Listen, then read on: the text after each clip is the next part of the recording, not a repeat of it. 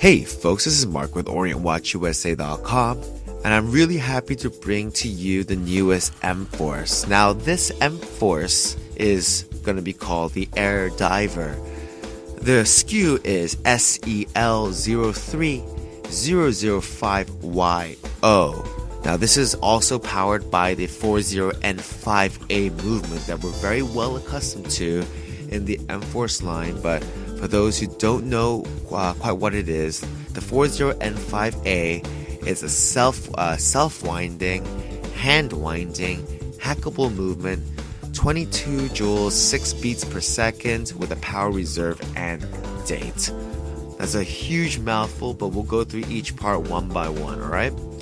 Alright, let's take a look at the features and we'll see. Let's just start with the bezel casing component, and you'll see a 120 click unidirectional bezel. Now it's got all the company calls it a 3-dimensional bezel. I think what they mean by that is just that it has these nice little grooves for you to be able to rotate the bezel with a wetsuit with the gloves on, and it is what they're trying to say is highly visible, so they've placed a lot of markers on the bezel. Let's take a look at the dial, and we'll notice, like I said before, the power reserve along with dates. The power reserve hand is also luminous, folks, which is actually quite good looking, and quite good looking if you see it later on. We'll show you a video of it, and it's really nice. Now, all three hands are luminous along with all the hour indexes, as you can see. There is a date window if you look around the 4 o'clock position, right around there. Alright, so like I said before, this is a hand-winding watch. It does have a self-winding system along with having the hand-windable feature.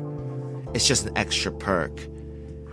Now, hackable means that, or second halt means once you pull the crown to the time setting location or position, you'll see that the timing device on your watch, the 3 hands, will stop, so it helps you synchronize the watch.